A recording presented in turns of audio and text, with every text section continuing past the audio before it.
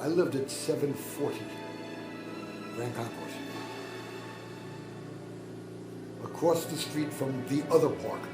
And I have no idea what the name of that park was. And then 2 more lanes northbound.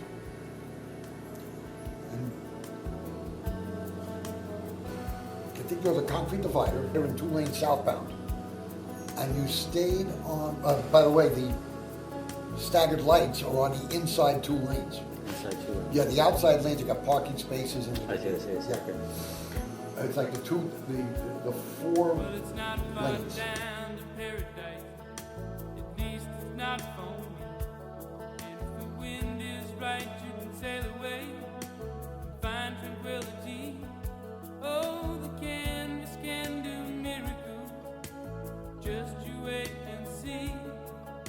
Believe me. I'm Barry Adler, and I'm Tony's stepbrother, or we can now say we're brothers. And I came into his life 30 plus years ago when his father married my mother, and then I got to know him. And so we shared the whole 20 years or so of their marriage, and then when they passed on, we kept in touch, of course, and we would come up here occasionally to City Island and go on the boat, and got to see his model trains and the other things that he did, and the great thing that's gone on now is that I've gotten to meet so many of the friends that he knew over the years that I didn't know, and so it's like a growing family now. So I'm Hallie Wolf, Tony's arch enemy for many, many years. I've known Tony since he was 21. And we met at Pleasantville Music Theater, backstage, and we worked backstage forever together. At least until my daughter was born, and I felt that Tony would be a bad influence on her. So he was a total madman, as I'm sure Marsha and everybody who knows him know, and he was just fun to be around and lively, and right until the end. He was loud. He always spoke as though he were on the deck of a ship or backstage, so you could hear him at a great distance. And he was a great storyteller and a great showman. Actually,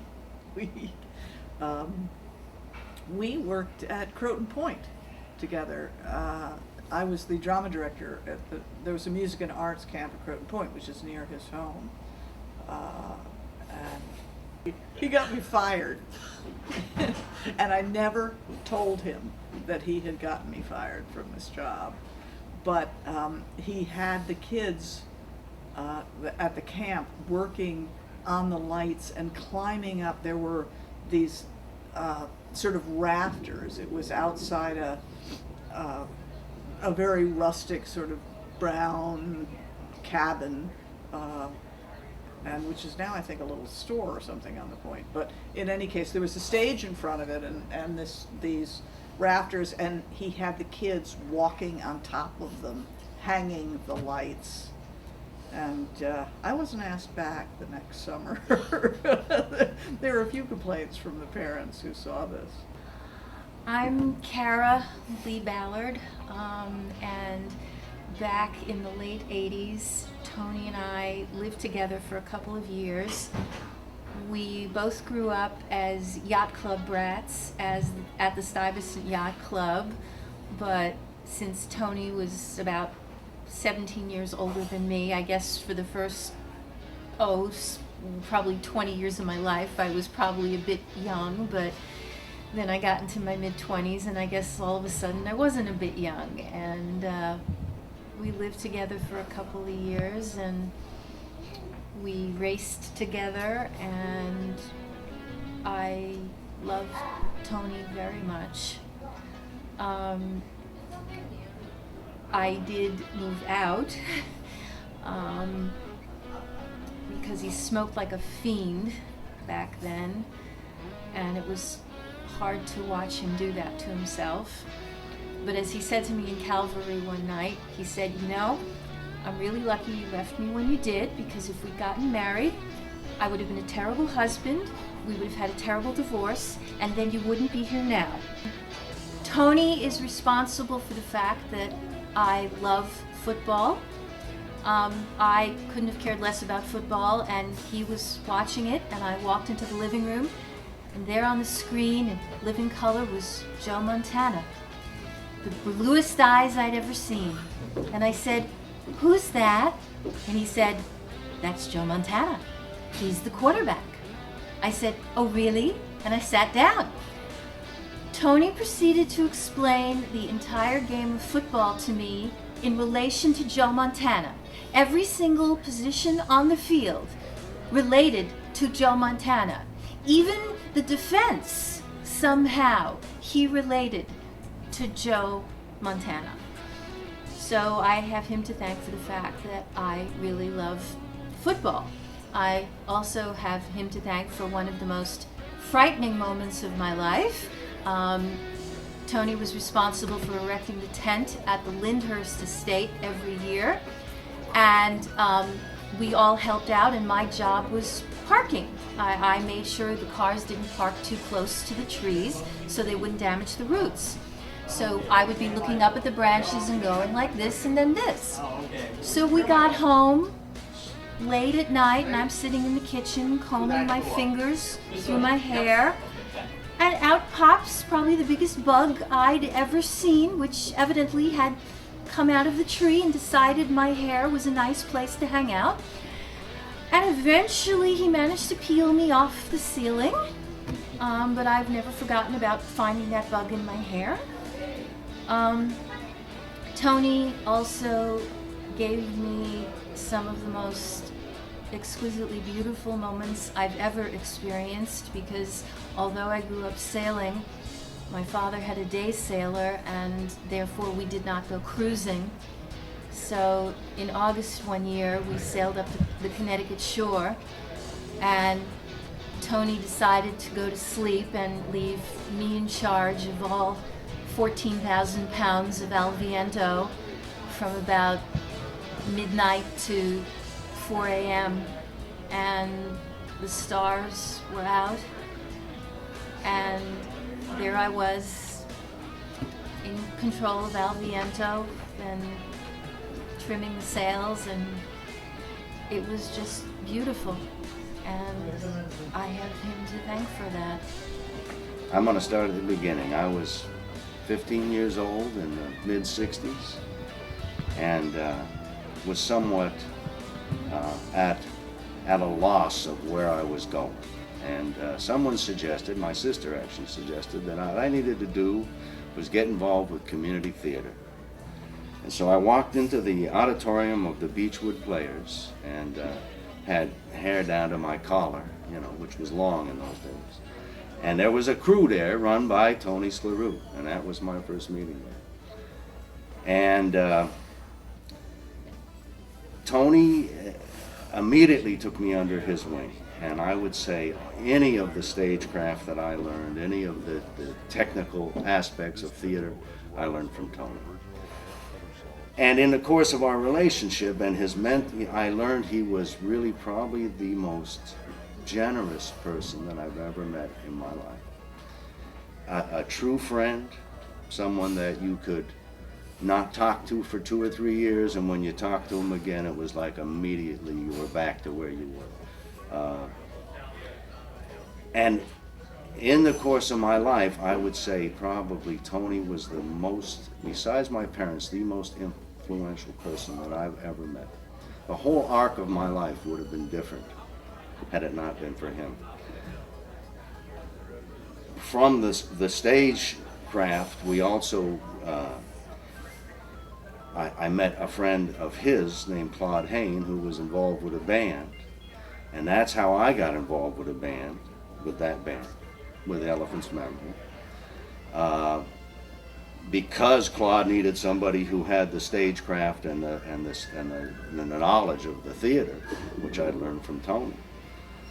So fast forward that career, but then years later, after I got out of the band, I was working in Tony's basement, and I met a fella named Steve Wixman, and from Steve Wixman I got a job at Cambridge Medical.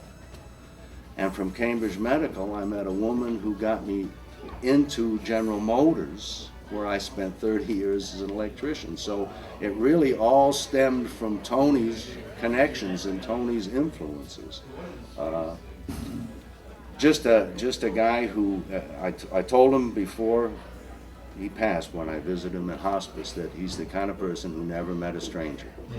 He will talk to anybody, he will befriend anybody, and bring them into his sphere.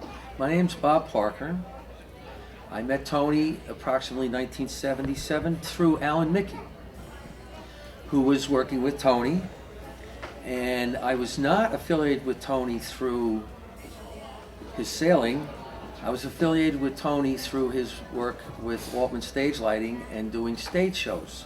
In particular, I worked with Tony when he did the Westchester Philharmonic Orchestra at the Lyndhurst facility in Tarrytown, and I did tent setup and tent teardown, and I did other different shows that Tony was willing to take me to. We did a J.C. Penney show one day where we did a setup for him in Manhattan, where we set up for a fashion show, which was interesting. And I did work with him in his house, in his basement. We did work repairing stage lighting cables and electronics for bands, in particular Twisted Sister, which was one of the bands whose equipment needed fixing regularly. And over the years, since I lived locally at the time, I was expected to stop by and see Tony regularly, talk to him, make sure he was okay being a single guy, living alone. And we just continue to have a loving and warm relationship and friendship. I was very honored to know Tony. He was a wonderful, wonderful man. A wonderful man. Full of great stories. And I'd have to say that to everybody he met, everybody felt the same way. That you enjoyed knowing him, he would always help you, he would always bring things to the table that you could learn from, and he always gave you a good laugh. And in particular, for those that get to see this, I was one of the people who regularly brought his chocolate chip cookies to him, and there was a lot of story behind his chocolate chip cookies. Bob and I live here on City Island, and when I met Bob, we were both sailors in our own lives, so we never had a boat really, but we did find Tony, the Commodore, at Stuyvesant Yacht Club. So here we are on City Island. We are settling in. My son is born here, and that's how we got to know Tony, as Commodore of the of the Stuyvesant Yacht Club. And here on City Island, we all love being out on boats. My son Evan has sailed all the way out on the Vineyard race with Tony several times. In fact, he was happy to be on the crew when they won first place for their division. Very exciting crew. And we just loved Al Viento, the beautiful boat, and his stories. Everyone remembers his sense of humor. He was the greatest. So we will miss him very much, and when we're out on the water, we think of him. My name is Laura Marcus. I worked with Tony for many, many years at Altman Lighting, and he was always just a pleasure to work with. I can't say more nice things about him. He was humanitarian. He had so many patience. I mean, he was such a good teacher, such a good person. He was just fantastic. I mean, if you had a technical question, he was the man you spoke to. He knew every light inside and out, and he'll explain it to you until you get it right. You know, he had all the patience in the world, and he was just amazing. He was brilliant. What a great man. Loved him very much, and I can't say anything else about him, but I just, and this is a wonderful day, a beautiful tribute to him, and he deserves it, and it's an honor to be here to celebrate his.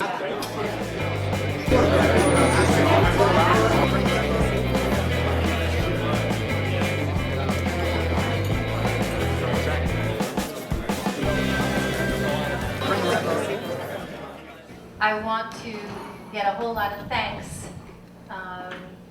out first. First of all, I'd like to thank the Morris Yacht Club for being such a wonderful host to work with.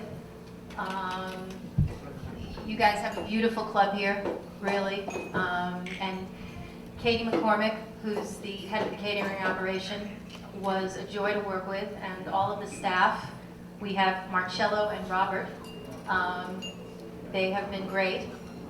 And all of the Morris members who are here, you have a wonderful club, and I'm so glad that all of the members from Morris are here. I would especially also like to thank, moving on to a different set of thanks, Barry Adler and Hallie Wolf. Barry is Tony's brother, and Hallie is Tony's dear, dear friend of many, many, many years. And the three of us have worked together since Tony passed away to make sure that everything Tony wanted is happening. And I couldn't have two better people to work with. They have made what could have been a truly difficult time so much easier to get through, and I am just so grateful to Barry and to Hallie for all of the emotional support that they have provided during this time. And also, someone who's not here, Tony's sister, Marcia, who's in San Francisco, we have her to thank for Ken, our videographer, who is going to record every word we say. So keep it clean. And we have an under 18-year-old here, so really, guys, keep it clean. We will be making a trip, a final voyage with Tony out to Execution after 3 o'clock today. And I would love to thank Ed Chalet for agreeing to be our flagship vessel for Tony's final voyage. And I would also like to thank Bob Arendt, Jack Valdovinos, Sam Cassell, and Bill Brender. And one other person who just volunteered, but whose name has flown out of my head, who volunteered their boats to transport everyone who wants to accompany Tony out to Execution. We are very, very grateful that you have volunteered your boats, and Ed has done a fabulous, wonderful job at keeping everyone organized. And if you are interested, we will do our best to try to accommodate everyone who is interested in setting out on this rather gloomy, possibly rainy day. I would like to also thank Evan Berend, who put together the music that was up until a minute ago playing. All of the music comes from Tony's favorite music. So if you hear something very strange, it has nothing to do with Evan. This is all Tony's favorite music. By strange, I was, I guess, referring to Frank Zappa. But if you hear Frank Zappa, this is Tony's favorite music. And also Gilbert and Sullivan, Tony's favorite music. I would like to thank Yuri for providing us with a very special recording. Yes, with a very special recording. We will actually get to hear Tony's words at one point, and you just let me know and everybody will get quiet. And also, I don't know if there were any group of people more important to Tony than his crew. And Yuri was responsible for putting together denim, of course, denim shirts with the Al Viento logo that I was able to give to some of our more senior crew members, and also the newer crew members who got them. And if somebody who got one of the mementos could just hold it up, Kim Petrowski, who is not here but was one of Tony's crew members, under Tony's direction, had, Dave Botkin will be holding it up, he made these beautiful, heavy glass mementos that say the show must go on, the years Tony sailed on El Viento, the comedy and tragedy masks to represent his time in the theater. They're beautiful. And I have a list where I'm sitting. The crew member list was dictated to me by Tony while we sat together in Calvary. And there are people on that list either I don't know or I can't find. So if you could drop by my table, everyone I can't find or can't contact is highlighted in yellow. So if anybody can find one of the highlighted yellow people, I would love to get them their memento. And I want to thank Kim, who is not here because she is currently on a trip to Ireland. And I would never tell anybody to cancel a trip to Ireland.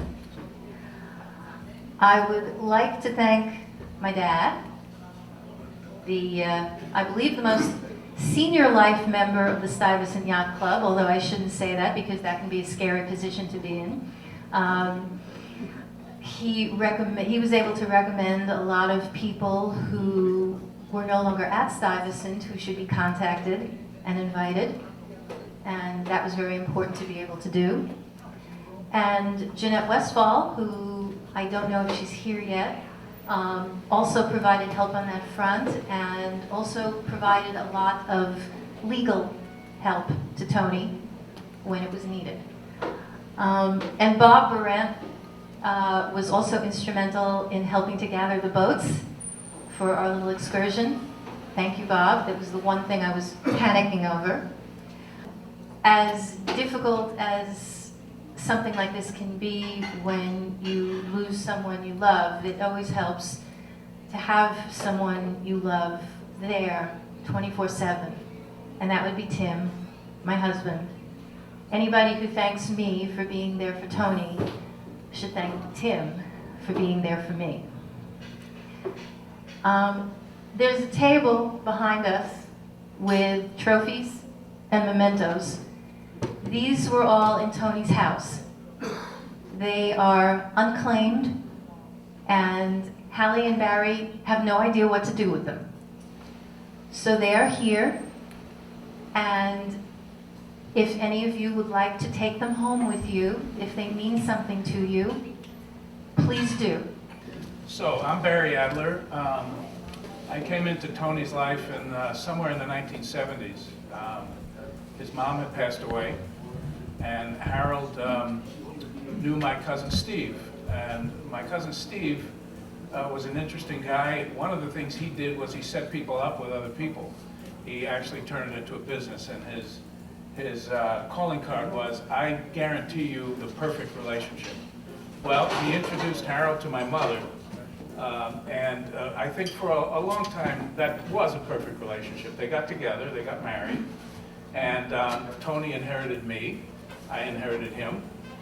Tony also inherited my sister, Sandy, and so we became this larger group. It's a measure of Tony's rich life, or Harold's rich life, let's say, as well, that even before Estelle, Harold had a family.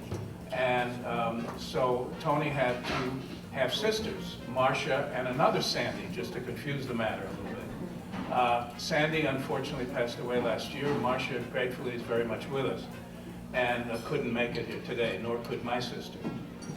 And so there's this bigger and bigger group.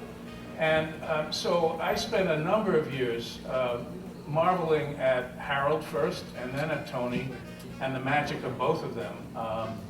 And I'm in awe of all the things they both did over the years. And I've sort of come to appreciate that much, much more, ironically, with Tony's passing, because I've spent more time at his house. And I've gone through the house and seen the model trains that he had, and the sailing equipment that he had, and the tool room that he had that, you know, I'm not very handy, but I love tools, and he had tools I'd never heard of or seen before. Amazing things. And so I've gotten to know him better in a way through this. But I also discovered, it was almost archaeology, as I went through the house, I found the matchbook from my sister's wedding in 1961 that I don't have, now I do. I found cards I'd sent to my mother who, from Europe when I was a kid, and now I have that again. And then I found, of course, all the things of Tony's, and I've taken some, and now he's with me that way. It's been very rich experience for me, but the richest part has been getting to know many of you. I knew of you, I've met some of you at some point, but I didn't appreciate how many wonderful people he had in his life. And it says a lot, it says everything about him, that he had so many wonderful people. I've been at Stuyvesant for 30 years. That makes me a life member now. I've got 1 foot in Stuyvesant and 1 foot in the City Island Yacht Club. So when I joined Stuyvesant in 1985, I didn't know anybody and I didn't know anything, you know, like most of us new sailors. And, you know, after going to a couple of meetings and hanging around the place, trying to go out sailing with an old boat with lines that used to break in the middle of the day, I started to learn who were the people who were the real leaders, and I realized that this guy, Tony Sklarew, was one of the great leaders of Stuyvesant Yacht Club. So he was really quite a leader. And I learned also that not only was he was Commodore several times. I think he was chairman of the board several times. And there's a computer term, which I knew I couldn't remember. What is it called again? What is it? Default. Yeah, Tony Sklarew was the default Commodore of Stuyvesant Yacht Club. If there was a problem, Tony would step in and he would take care of it. You would know who to go to.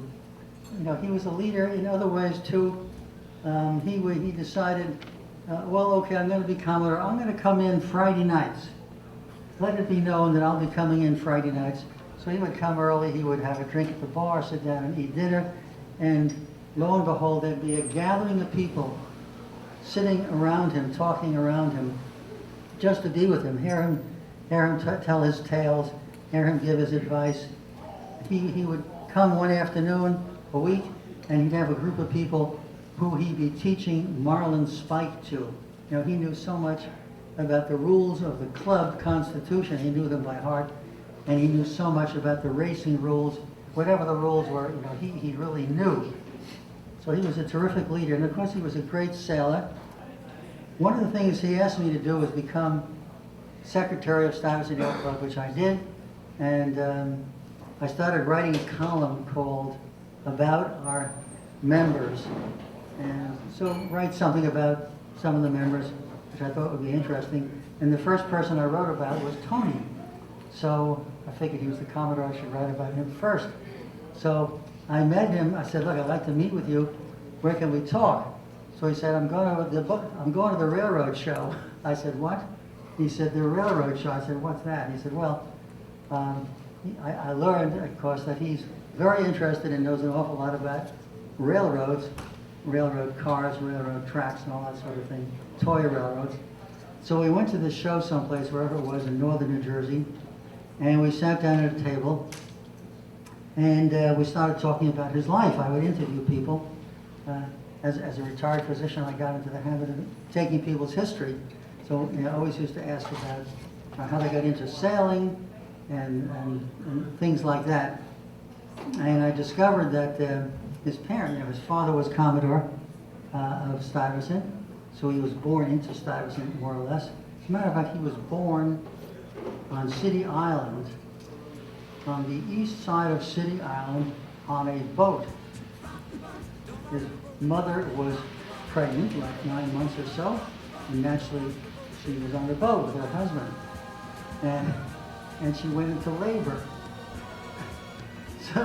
So word got out she was in labor, so some doctor, I don't know who it was, who was a member of Stuyvesant Yacht Club, ran across the island to wherever they were, got on the boat and delivered it. So born on a boat, Tony. Let's see, so as far as the railroad goes, I couldn't leave that railroad show without what? I bought a train set. Now I'm trying to give it away. But anyway, So he was a pretty feisty guy, Tony. Somewhat opinionated. Not somewhat. Very opinionated. Most of you know this. And I was talking one day to Tony and Frank Toronto, and Tony just happened to mention something which took me to a complete surprise. He said he was Jewish. I said, "What, you're Jewish?" He said, "Yeah, I was born Anthony Sklarew." And his father changed his name some years ago. He said, "What do you think I was?" I said, "I thought you were a feisty little Irishman." So anyway, I just want to say that I went to visit him at the hospice center. I forget, what was the name of that place again? Calgary. It was a beautiful facility. Very high-spirited, clean, very nice. And wouldn't you know it, when I walked into the room, instead of being greeted with a smile and saying, "Oh, hi, I'm so glad to see you," I got the Tony greeting. You. I met Tony actually in 1981 at, we were doing a show, he liked Gilbert and Sullivan, we were doing Pirates of Penzance at Lyndhurst Castle on the Hudson. Tony was in charge of everything, including the tent. Well, we were performing, and the rain came down and you couldn't hear, so they had to stop the performance. Then the rain stopped, and then we went on, and then the rain came down, and thunder and lightning hit, and Tony was in charge of the tent. Well, the water was starting to build up in the tent, so he goes over to the side to release the water in the tent. Well, they say timing is everything in life, because at the exact same moment that he was releasing the water, a lightning bolt hit the transformer up on the hill, and all the lights went out, and people screamed. So of course people thought those screamers got hit by lightning. Instead, they were getting wet from what was coming off the roof. So that's how I met Tony. But the famous story is the Halloween party at Stuyvesant. So I was looking out at Eastchester Bay. It was so beautiful, you know. And I hear rah, rah, rah behind me. So I go, "Oh, Tony." I turn around, look, nobody there. I said, "Where's Tony?" So I turn around like this, directly behind me. I see this guy, like a Wall Street, Wall Street guy, dressed neat suit, natty, white shirt, tie, short haircut, clean shaven, and I focused in on his lips. And here's the voice coming out of these lips, out of this Wall Street banker. And I said, "Tony?" "Yeah, what do you want?" You know. So he said nobody recognized him. It took me a minute and a half. Good afternoon, everyone. My name is Bob Geronimo. First of all, I'd like to apologize for my attire. My wife Lynn and I have a wedding to go to this afternoon, and I am sure that this is not Tony-appropriate clothing. So, and I'm sure he'd be horrified that I'm wearing this. Anyway, I first met Tony at Altman Stage Lighting sometime in the middle 1970s, when I first started out in stage lighting with some of the local community theater groups. I was fortunate to learn about Altman so that I had an alternative to American stage lighting in New Rochelle. Tony and I hit it off right away, and I always looked forward to the opportunity to make a trek over to Yonkers to pick up a rental or a return. As our friendship grew, I got involved with the Lyndhurst tent setup crew. It was always a great crew of people working on that project. Right. After a few years, Tony asked me what I was doing one 4th of July weekend and asked if I wanted to go sailing. Well, I've never been on a sailboat before, and I was suddenly thrust into a few years of Wednesday nights on the Long Island Sound. This was something I always enjoyed and I will always look back on as one of the best activities I've ever experienced. It was great for me. It was great, really great, because Tony had the boat and I just had to show up. Unfortunately, it was only a few years worth, as I ended up moving up to Upper Westchester County, and the ride home on Wednesday nights just got to be a little bit too much. So, but I always did try to make it down to City Island once a year. But enough about how I got to know Tony. I'm sure we all have a story like mine. What I really want to talk about is Tony, the storyteller. Oh my God, could he tell a story? There were stories about working on the World's Fair, stories about running follow spot at Woodstock, a story about when he got his ear pierced, stories about his car.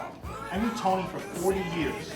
In that time, he only owned 3 cars, including that enormous Bonneville that was probably 10 years old when I met him.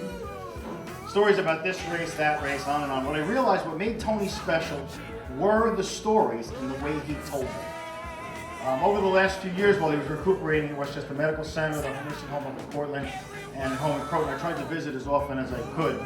Sometimes it was planned, sometimes it was more spur of the moment. I'd call up my wife Lynn and say, I'm stopping to see Tony, and she would always reply with, okay, I'll see you in a few hours. Of course, those visits always became the long version of the stories or the longer explanation of a previously rendered story. One of the last few visits at the house, he told me about growing up around Yankee Stadium and hanging out at this restaurant where the Yankee players would usually have lunch or early dinner before the games. This was back in the days of Mickey Mantle, Roger Maris, Yogi Berra. Apparently, he was hanging out at this restaurant back when the players were still a little more down to earth, and Tony was able to meet these guys and get to know them pretty well. The New York Yankees, and this goes back, players had to purchase their own. There was no clubhouse the way it is today. Before the game, an afternoon game, they had to go buy lunch. There was an automat under the elevated train, and the automat, you went in, and there were these glass boxes, and there was a sandwich in each box. So when I was very young, my father, my mother, and I would go to Yankee Stadium, and before the game, we'd go to the automat, and the manager would move us into the back room because he knows we're not going to bother the Yankees. What does a kid this big know? You walk around from table to table to table, and you end up meeting these guys, and you never knew that you're talking to baseball stars. You're talking to DiMaggio. DiMaggio, yeah, 50, yeah, DiMaggio. Hank Bauer, right fielder. Moose Scourin, first base. As the story continued, he was telling me about a day that he didn't have to go to school for some reason and bought a ticket to the Yankees game that afternoon. As he went there often, he knew a lot of the ushers, and the ushers would, generally say, Tony, come here, sit in this box down by the first base dugout.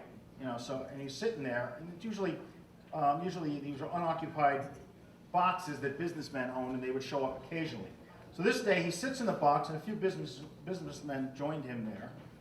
As bad as practice was going on, all the players who knew him from the restaurant were coming over and asking why he wasn't in school, and saying to the other players, hey, look, Tony's here. Meanwhile, these other guys that are sitting in the box are just mesmerized by the fact that this little kid knew all these players, and they would call him by name. Of course, the story was much more detailed and involved, because it probably took an hour to tell in his house. You're going to hear it later. Oh, good. While he was in the nursing home, I stopped by a few times. He was listening to a lot of music, and I asked if there was any music he needed that I could get for him. I was a little surprised when he asked if I could get some Ravi Shankar music for him. I was thinking, are you serious? Sitar music? Well, I ended up ordering a couple of CDs, the very best of Ravi Shankar, which certainly is a bit of an oxymoron, and the Concert of Bangladesh. I loaded them both on my iPod and gave the discs to Tony. So here's the sad thing. Now if I put my iPod on shuffle, inevitably the sitar music pops up every once in a while, and unbelievably I will now forever be remembered as Tony Sklarew by the sound of Ravi Shankar's sitar, as bizarre as that is. I'm sure I could go on with several more stories. I just want to take this moment to say that the last 40 years of knowing Tony were, shall I say, a unique experience. But Tony was certainly a unique individual, and I'm sure we will all miss him and his stories. On that last visit to his house, probably in February, I think, he told me about wanting to have this party at his house, and he was going to share all the sailing trophies with the crew. I was really looking forward to that party. Unfortunately, it didn't happen that way, the way Tony planned it, as we all are here today. I'm sure the storytelling would have been as outrageous as usual. I suppose we'll just have to entertain ourselves now and just remember him and all the tales that he told. I just want to tell you two things about Tony that have stayed with me forever. As an ex-smoker, you know how rabid one can become in insisting on a no smoking policy everywhere. And Tony was a very heavy smoker, very heavy. Probably, I never saw him without a cigarette in his mouth. And I was trying to get Stuyvesant to establish a no smoking policy in the dining hall as well as any other closed area. Of recent time, the membership started including not only husbands who smoked, but wives who smoked. There was no getting away from it. So I didn't go to Tony, you know, he seemed like the last person in the world to go to. And you know, he came up to me unsolicited and said, I agree with you, it's outrageous that they're smoking in the dining room. I couldn't believe it. From the mouths of babes. The other story I just want to quickly tell you is this. Phil's memorial was very difficult to do. I'm still crying about losing him. And, you know, I saw Tony in the yard. I don't know if it was the day of planning it or the actual day of it, whatever it was. And I said, are you coming to the memorial? And he said, I can't, but I love the guy. I can't tell you what that meant to me, to hear another man tell me that he loved Phil. It was very significant, very, very significant. I hope I mentioned it at the memorial. I don't know if I did. But it's a big loss to lose Tony. He was an exceptional, lovely, gracious, funny, human being, a real mensch, and I must say that I loved him a little bit too. When I joined Stuyvesant in 1986 and brought my International Tempest Olympic class racing boat over to join the fleet, Tony was so welcoming, as was Phil Greenstein. I will never forget how both of them made me comfortable. I was a single woman. Most of the women were the significant other or the husband of a guy who had a boat, but I had my own boat and a racing boat. The Tempests were little Olympic class racing boats that had no engines. We raced heavy Olympic class racing on weekends, 2 to 3 races a day. Tony, if he was not otherwise racing, would be our committee boat. He would also be the head for the women aboard because there were no heads on our boats. So in between races, we would climb aboard Al Viento, he was the head, and we always thanked him. I have pictures, because our boats had no engines, if the wind died, we had to paddle home. Sometimes we were all the way out over here, and it could be a long paddle, particularly if we were against the tide. And Tony would just tie us up. We'd have this whole line of Tempests tied one to the other, and there are pictures sometimes he was pulling back on Al Viento, 8 or 10 of us to get us back to Stuyvesant so we could go home and be put away. I also remember the first time I did committee boats other than for Tempest racing was with him, and he was so organized. He had this loose leaf book about what to do to start races minute by minute. At 15 minutes before the first gun, you did this and you did that. And at 10 minutes, you did this and you did that. Down to the minute, and in the minute before the start, it was at 15-second intervals. Put this flag up, get this flag ready to drop. And it was a how-to manual.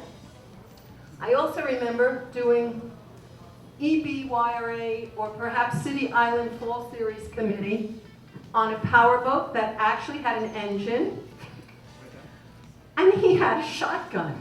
And we started the divisions with a real gun. The first and only time I've ever been around a gun, and I actually shot it. And that's when I decided my views about gun control are good ones. But Tony had so many skills, he could do everything. It was really amazing. He was always welcoming. He always was helpful. I was the first woman flag officer. There are some pictures in there that are delightful to see. Tony in a suit, I'm in a fancy dress, and I was the rear commodore, first woman flag officer. He's the commodore, and there's a picture of us both facing out. Boy, were we young and gorgeous. But the best about Tony were his stories. A story that would take me 2 minutes to tell, Tony did for 15 minutes. Embellished with embellishments that embellish the embellishments that embellish the embellishments. 2 of them I can remember. He would tell a story about how he would leave his doors open when it was warm, and he had this beautiful cat, which I see is in the photographs, the white Persian. Lizard. Lizard. I had forgotten the name. Thank you, Karen. And he's talking about one time he is petting an animal, and he thought it was his cat Lizard, but it was actually a skunk that had come in the door. Now, there's certainly a difference between the feel of a skunk's fur and a Persian cat's fur, but Tony's stories were great. There's another story that I will never forget, in which he talks about being out at the end of Long Island, and it was a very foggy pea soup night that is pretty typical for out that end of the island. And he talks about that the foghorns were going, and of course he would tell the story with the toot. He'd count 3 or 4 seconds, toot. And he said they were in this for hours, total pea soup, they couldn't see a thing. And 20 minutes later, as Tony goes through the story, and you get the total environment, and you didn't need a video or YouTube because he told it and you saw it. And he had to go forward to do something on the head sail, so he goes over the cabin top, and when he gets up there, it's totally clear air. Nobody knew for hours that the fog was low sitting on the boat. Maybe David was aboard. Were you aboard that time? But he told that story that had everybody in total stitches. It was terrific. So the Tony stories aren't just the Tony stories, it's the way he told them, and anybody who heard them knows exactly what I'm talking about. So Tony, out there at that big sailing place in the sky, we love you and we miss you. I'm Ernie Babona. You know me, I'm the Commodore City Island Yacht Club. We have our own or another memorial, which I'm running to right now. But Tony was a friend to all of us on the island. And while you're Stuyvesant, trust me, City Island Yacht Club, EBYRA, we all loved him, enjoyed his stories. And I want to thank you so much for allowing me to say that we do pass on our condolences and wish everyone well today. Thank you. Speaking of the EBYRA, that beautiful brief that was delivered is from the EBYRA, and it is for us to take along on Tony's last voyage. And okay, yeah. And also food. I would encourage everyone to now visit the food, the omelet station, or all of the food, because the bar has been open long enough and we all need to eat.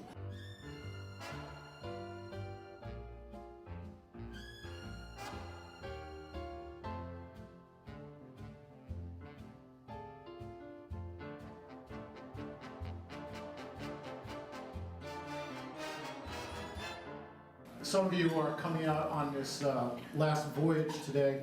Wish the weather was better, but looks like most of the rain is now gone. Might be a slight little shower here and there, but here's basically the plan. Some of the boats are going to be picking people up at the Morris dock. In fact, I think Fearless Captain's probably leaving pretty soon if we're going to do a 3 o'clock departure. Those coming on the Enterprise, and Karen knows who they are, we're going to go out by launch because I'm in this mooring field here. Into the world of night, through shadows falling, out of memory and time, you're safe. We have come now to the end. White shores are calling.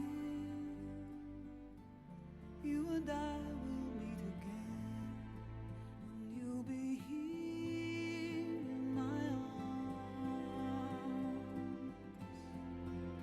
arms.